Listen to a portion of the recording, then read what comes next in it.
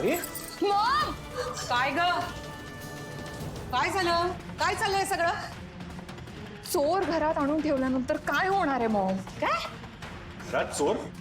तुला नेमकं काय म्हणायचं ऐश्वर्या? नाही, मला नेमकं हेच म्हणायचंय की मीडियाच्या भीतीने तुम्ही बाहेरचा चोर घरात आणून ठेवलाय. मॉम, तुम्हाला आठवतं सारंगचे कफलिंग आणि माझी चप्पल कोणी चोरली होती? आपण मंदिरात गेलेलो, आठवतंय? तिलोत्तमा, आपल्या सारंगचं जे कफलिंग हरवलं होतं ना ते या सावलीने चोरलंय. हे बघ.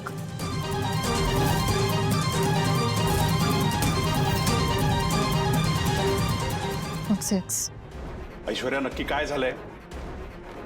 हिने माझे डायमंड इयरिंग्स चोरलेत.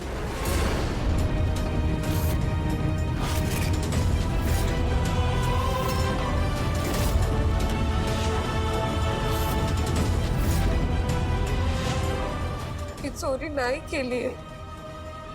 रली, ते आता कळेलच. बबलू, आत्ताच्या आत्ता किचन मधून हिचं सगळं सामान इकडे आणून ठेवायचं लगेच. बबलू, एक सेकंड. ऐश्वर्या आपल्या घराण्याची सून आहे ती. तिचा असा अपमान मला हे पटत नाही. एकतर ही मेंदळ्यांची सून नाहीये,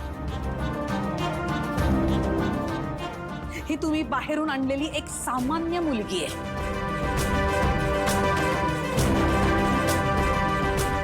आणि अपमान त्यांचाच होतो ज्यांचा काही मान असतो. हिचा कसला होणार आहे अपमान? बबलू, जा.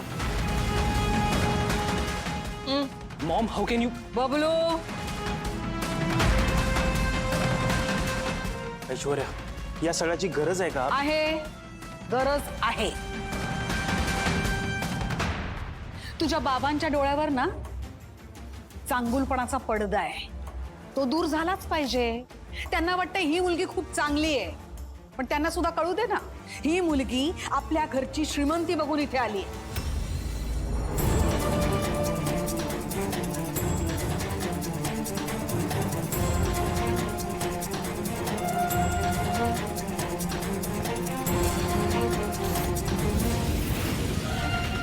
ऐश्वर्या, बघ सामान. येस मॉम, ठेव. सारंग सर, तुम्ही तरी माझ्यावर विश्वास ठेवा.